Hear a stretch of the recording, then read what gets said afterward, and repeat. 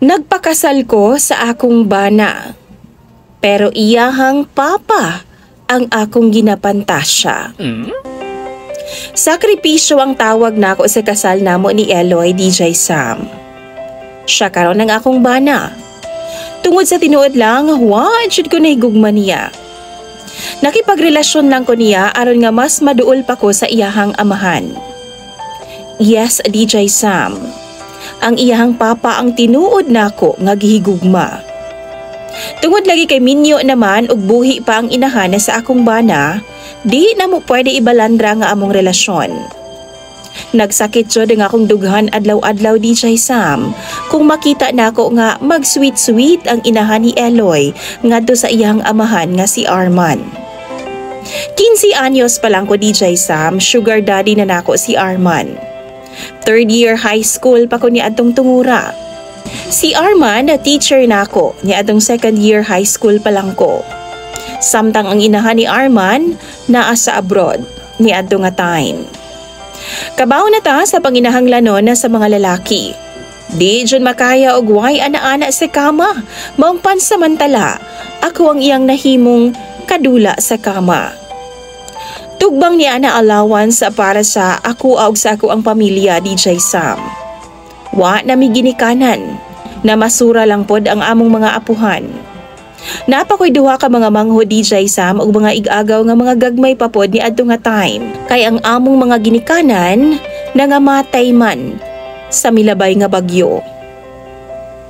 Dihang niabot si Arman na sa akong kinabuhi DJ Sam, migaan-gaan ang akong paminsar ug makakauna pod ang akong pamilya ug tarong.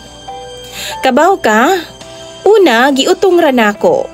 Apan sa ngadto-ngadto na pamahal na pod kaayo siya nako.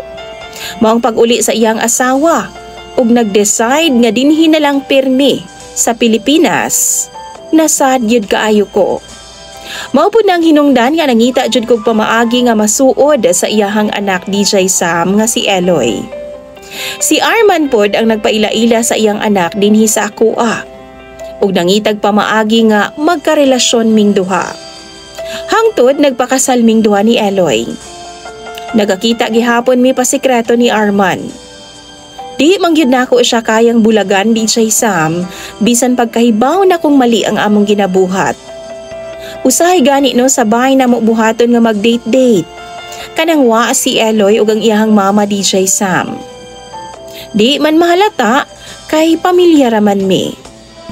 Mao nang nanganak ko sa duha DJ Sam, wa gyud ko kahibaw kung si Eloy o si Arman ba ang amahan. Kay parehas man silang galabot sa akoa. Ang problema lang nako karon kay nagkadugay, nagkasiloso naman si Arman. Bisan iyang anak DJ Sam iyang silosan. Akong bana. O giprangka gyud pud ko niya nga pabulagan daw niya si Eloy. Kung di daw nako buwagan si Eloy nga akong bana, di na daw ko niya pansino na DJ Sam. Undangan na daw namo ang among relasyon, ingon pa siya. Pero di nako kaya DJ Sam. Kung buwagan ako si Eloy, mabuang kog hinulat o hinuna-huna nga naa siya'y laing kauban na sa gabi sa kama. Ako na pod ang magselos og taman. Ug mag-unsa na lang pod ang akong mga anak DJ Sam o galing man. Maunang mangayo kog suggestion sa inyuhang tanan. Sa imuhang mga viewers DJ Sam og followers. Unsay angay na kong buhaton? Paki-comment lang ko sa comment section. Dagan kayong salamat daan DJ Sam sa pagbasa ning akong problema.